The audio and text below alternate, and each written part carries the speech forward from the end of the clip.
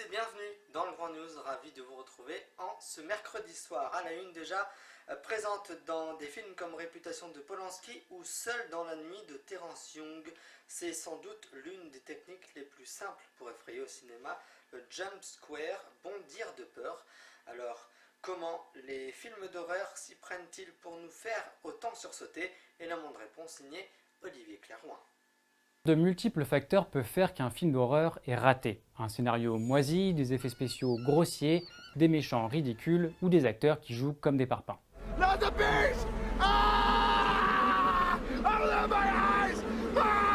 Mais il y a autre chose qui peut expliquer qu'un film ne vous laisse pas un souvenir impérissable, le jump scare.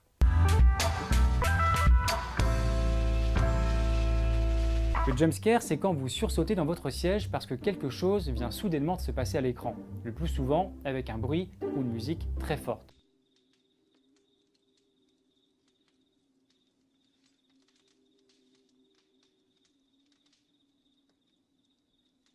Cheryl?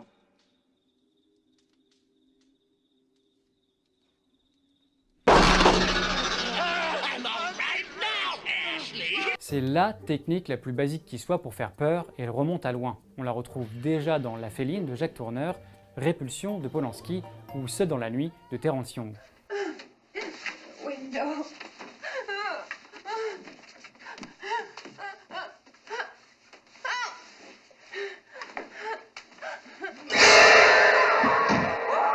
Mais c'est surtout à partir des années 80, avec l'arrivée des slasher movies, les films dans lesquels un tueur, souvent masqué, s'en prend à un groupe de jeunes et généralement à l'arme blanche, comme Halloween ou Vendredi 13, que la pratique du jumpscare va se généraliser. Et aujourd'hui, il y en a tellement que l'on peut même définir des sous-catégories, dont certaines frises de clichés, comme la menace qui apparaît subitement dans le miroir, ou la fausse alerte, comme le chat par exemple.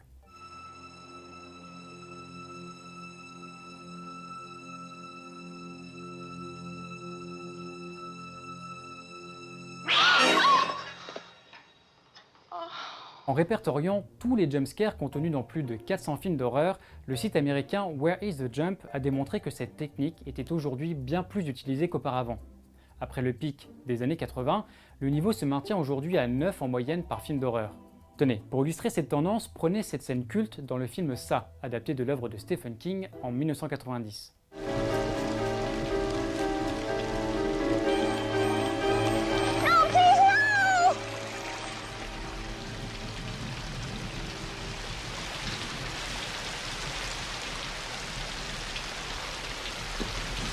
Hi, Georgie. Aren't you going to say hello? Oh. Et maintenant, comparez avec la même scène, telle qu'elle est présentée cette fois dans la bande-annonce du remake de Ça, version 2017.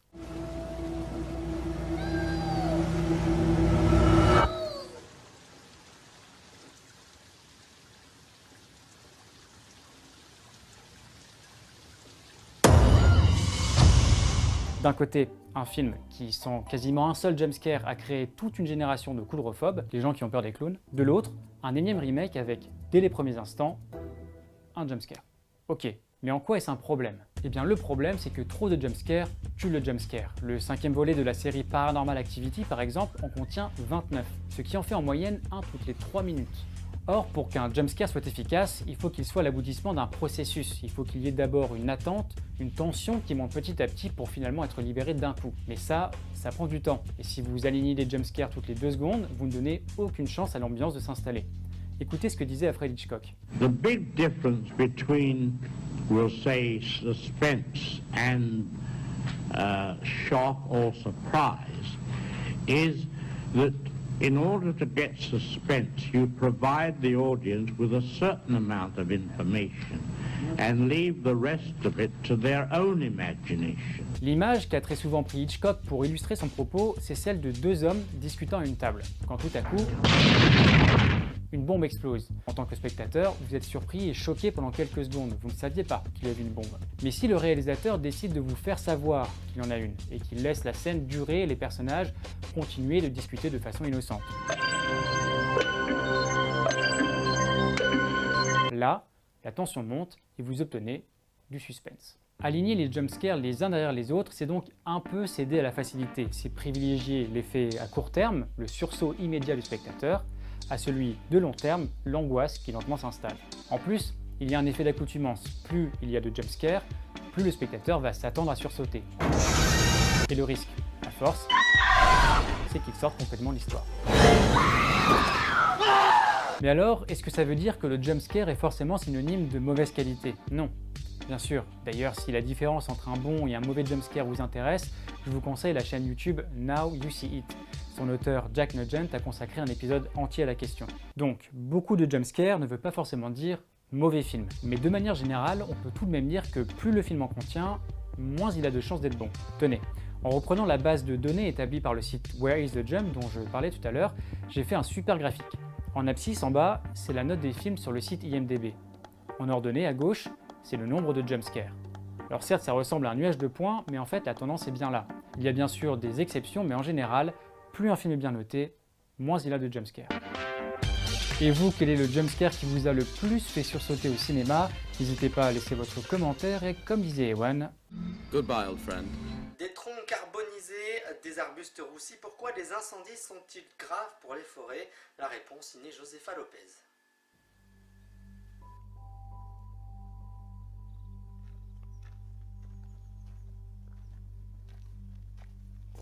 Des troncs carbonisés, des arbres roussis, de la terre noircie, voilà ce qu'il reste de la forêt de la Bastidonne. En juillet dernier, plus de 1200 hectares ont brûlé en quelques heures dans l'un des incendies les plus destructeurs de ce début de siècle en France. Mais malgré ce paysage de désolation, les incendies sont-ils si graves pour les forêts? Pour le savoir, direction le sud de la France. On pourrait croire que rien ne repoussera, jamais, que les flammes ont tout emporté. Et pourtant, la nature est bien faite. Elle s'est adaptée au feu en développant des stratégies qui lui permettent de renaître de ses cendres. La première stratégie, c'est ce qu'on appelle la voie sexuée par dissémination de graines. Alors je vous explique. Prenons l'exemple du pin d'Alep, très fréquent dans les forêts du sud-est. À son sommet sont accrochées des pommes de pin. Et dans ces pommes de pin, il y a des graines. Lorsque la température monte, à cause de l'incendie, la sève qui maintenait ces pommes de pin fermées fond et les graines tombent sur le sol ou s'envolent. Et comme ce sol est très fertile et qu'il y a désormais de la place, elles pourront pousser facilement pour donner naissance à un nouvel arbre. Celle-ci est plus ancienne. Donc là, si j'écarte ces écailles, on voit nettement à l'intérieur la petite graine grise qui se trouve là, au cœur, avec son ailette. Finalement, le pin s'est adapté. Voilà, c'est typiquement un mécanisme d'adaptation au feu au cours des temps évolutifs et qui fait qu'aujourd'hui, les pins qui disposent de cette caractéristique ont un avantage adaptatif par rapport à ceux qui ne l'ont pas. Donc c'est vraiment un arbre qui peut survivre après des incendies. Alors, en toute rigueur, l'arbre meurt au feu, mais c'est la population et l'espèce qui survit par la génération suivante qui va naître de ces graines. Deuxième stratégie de régénération, celle des arbres à feuilles. Ils réussissent en effet à repousser rapidement par leurs racines et leurs branches, même si l'arbre semble parfois complètement brûlé. Oui, alors ici l'incendie date d'un mois, la végétation est encore sous le choc, on n'a pas de reprise de végétation, sauf quelques exceptions. Là, on en voit une par exemple avec cet arbuste qui a été complètement roussi et qui pour autant a déjà fait quelques rejets. Ça veut dire que les tissus sont encore vivants, que cet arbuste est encore vert. Les feuilles mortes vont tomber et le feuillage va se reconstituer progressivement. À terme, on aura une forêt mixte de feuillus et de résineux. Et d'ailleurs, c'est ce qu'on va aller voir dans cette forêt qui a brûlé il y a 25 ans à quelques pas d'ici et où on a une reconstitution assez complète. En seulement quelques semaines, une forêt peut donc réussir à repousser seule. À Grand-Bois, 1800 hectares avaient été détruits. Résultat, aujourd'hui, la forêt a repris ses droits. Les pins d'Alep ont repoussé et font aujourd'hui 4 à 6 mètres de haut. Et si les arbres réussissent à résister aux incendies, c'est aussi grâce à leur morphologie qu'ils ont, pour certains, adapté au feu. Leur secret, des cimes en hauteur ou une écorce épaisse. Cette partie-là a été échauffée au-delà de ce que pouvait supporter l'écorce. Petit à petit, les tissus sont morts sous l'écorce et l'écorce est tombée. Il y a encore des lambeaux qui tombent encore 25 ans après. Mais toute la partie qui se trouve ici a été protégé par cette écorce très épaisse et a permis la survie de l'arbre. Cet arbre est encore vivant. L'homme peut aussi aider les forêts les plus vulnérables à se régénérer, une sorte de coup de pouce. Et lui aussi a ses techniques. En plus de débroussailler ou d'abattre les arbres brûlés, il peut par exemple utiliser le bois mort pour protéger les jeunes pousses. On appelle cela les fascines. Ce petit pin là, il n'aurait pas pu repousser tout seul? Alors il aurait peut-être pu, là on est vraiment dans une logique d'accompagnement et de faciliter les phénomènes naturels. On est sur un secteur qui est en pente, donc avec de l'eau qui ne va pas rester sur place, en plus sur des sols relativement pauvres, et avec une exposition, comme je te le disais, au soleil qui est quand même relativement défavorable à la survie des jeunes plants. Donc pour augmenter les chances de survie, on crée en fait ces ouvrages-là qui, on va dire, vont donner plus de probabilité de reconquête du sol par la régénération du panalep. Autre technique, la replantation. Des arbres élevés en pépinière peuvent être réintroduits dans la nature. Mais cette replantation ne fonctionne pas toujours, car les arbres sont plus fragiles et ne s'adaptent pas forcément à leur nouveau milieu. Donc voilà ici une illustration avec un chêne vert qui a été planté il y a 1 an ou 2 et qui est mort du fait de la sécheresse estivale, alors que derrière on a un chêne vert, la même espèce, qui est reparti de manière naturelle et qui aujourd'hui est bien plus vigoureux que ce qu'on a devant nous. Au final, laisser la forêt se régénérer seule est souvent la solution la plus efficace. Alors avec ce qu'on vient de voir, on pourrait croire que finalement, les incendies, ce n'est pas si grave pour les forêts. D'ailleurs, depuis des décennies, la taille des forêts augmente chaque année de 1% malgré les incendies. Mais ce n'est quand même pas si simple. La nature a trouvé des stratégies, des parades pour dépasser l'impact d'un incendie. Le problème, c'est qu'on est aujourd'hui confronté à des répétitions d'incendies qui, elles, n'ont rien de naturel. Combiné avec l'impact du réchauffement climatique qui accroît les périodes de sécheresse, la multiplication des incendies pourrait donc devenir vraiment dangereuse pour une forêt qui a besoin d'une 50aine d'années pour repartir. En gros, 4 incendies en moins de 50 ans dans une même forêt seraient catastrophiques. À trop brûler, elle pourrait à terme finir par disparaître pour laisser la place à des zones de maquis et de garrigues.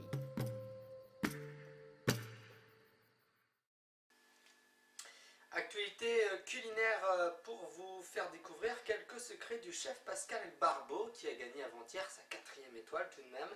Quelques secrets donc pour créer de nouvelles saveurs. Regardez.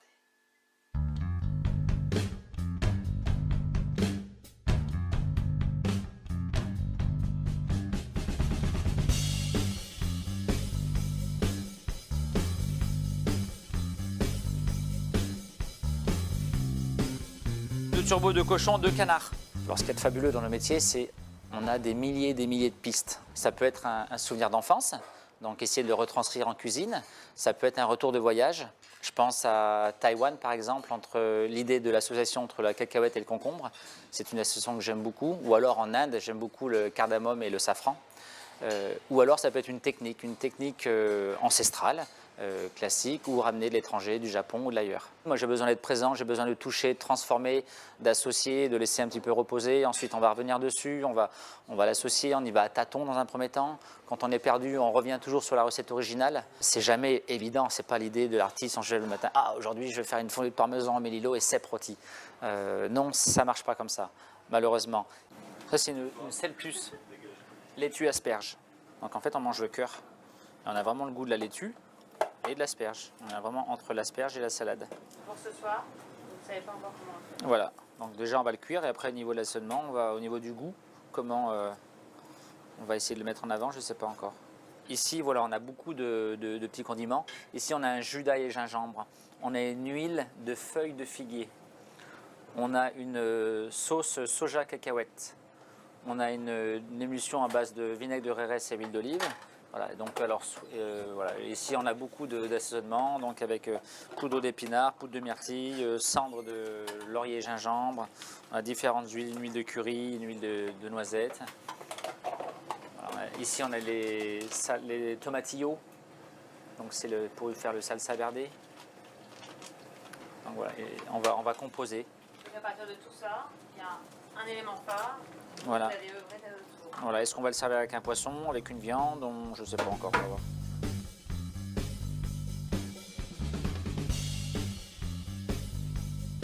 Pour faire rêver, il faut bien entendu que ce soit un produit d'une qualité exceptionnelle, extraordinaire. Mais en fait, tous les produits sont égaux. Que ça peut être un oignon doux des Cévennes, un foie gras, ou aujourd'hui on a cuisiné un coing, mais le coing il a vraiment une dimension incroyable parce qu'il a une longueur en bouche, la maturité est parfaite, c'est un coing sauvage qui a vraiment beaucoup de goût. Et j'ai fait goûter aux clients, ils me disent ah ouais, le coing c'est ça. On avait oublié ce goût vraiment très profond, très intense du fruit. Pour réussir un plat, il faut maîtriser absolument 3 ingrédients. Bien entendu, c'est la cuisson, l'assaisonnement et la découpe. Et en fait, les 3 mots ne peuvent pas être dissociés. Si l'un des 3 ne marche pas, le plat n'est pas réussi.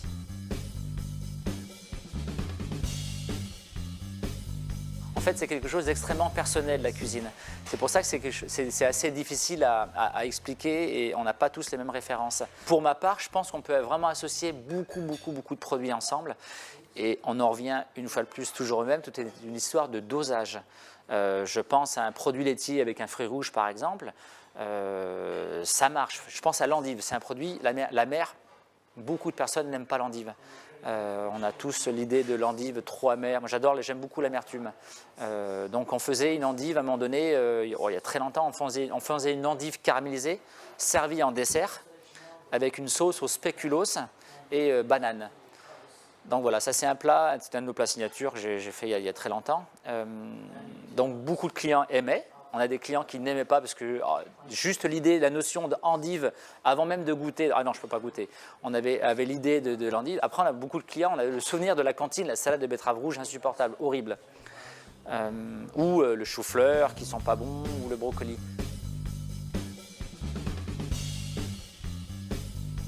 Je pense qu'il y a confusion sur les produits nobles et pas nobles. C'est une histoire d'offre et de demande, de production, mais voilà. Un caviar n'est pas forcément magique. Un caviar peut être huileux, avoir des notes un petit peu de terre, terreux. Le caviar parfait doit être parfaitement rond, pas trop salé, des grains qui éclatent en bouche avec une notion de poisson mais extrêmement délicate, d'iode, même voilà, on n'a pas le goût de poisson bleu, on doit avoir le goût de l'iode. C'est très difficile de dissocier le goût de la structure d'un produit, de la matière, de la cuisson, de l'assaisonnement.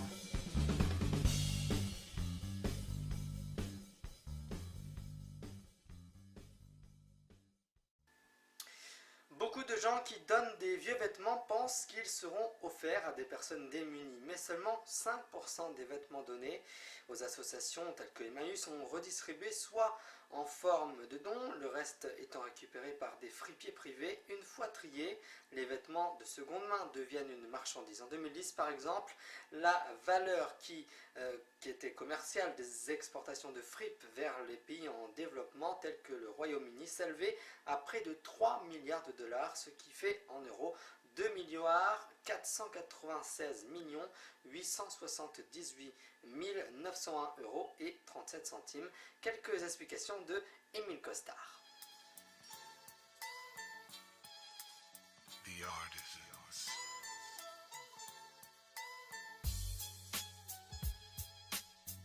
Stéphane va se faire engueuler par sa mère. Stéphane, tu vas trier tes vieux vêtements et les mettre à la benne. On n'a plus de place et ça fera des heureux. Stéphane ronchonne, mais s'exécute et décide de jeter ses vieilles chemises. 6 mois plus tard, à Dakar, Moussa se rend au marché pour faire ses courses lorsqu'il aperçoit un marchand ambulant qui exhibe la chemise de Stéphane. Elle n'est pas toute neuve, mais elle n'est pas non plus trop abîmée et son prix est attractif. Moussa décide de l'acheter. Beaucoup de gens qui donnent leurs vêtements continuent de croire qu'ils seront offerts gratuitement à des personnes démunies. Mais seulement 5% des vêtements donnés aux associations sont redistribués aux personnes démunies. Le reste est récupéré par des fripiers privés. Une fois trié, le vêtement de seconde main devient un produit commercial.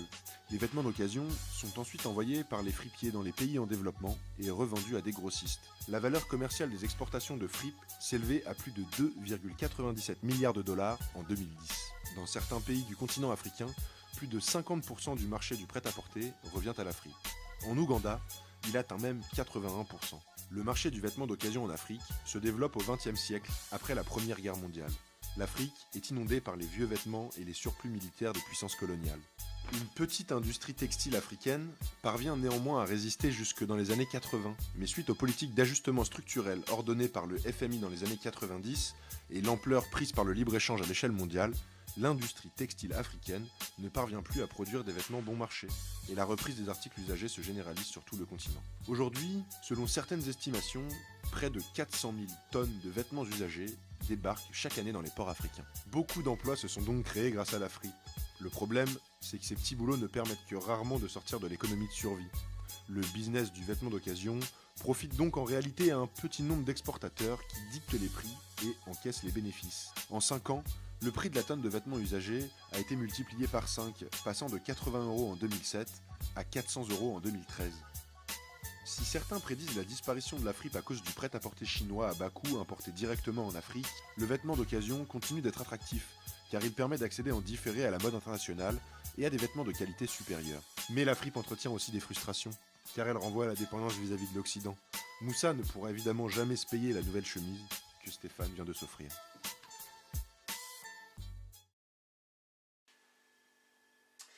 Voilà, et ainsi s'achève le Grand News. Vous pouvez nous retrouver sur les réseaux sociaux. Dans quelques instants, c'est la météo suivie du JT de l'écho présenté par Claire Leblanc.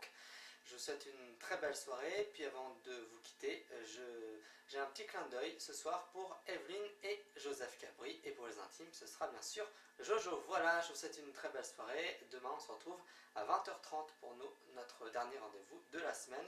Merci de nous rester fidèles.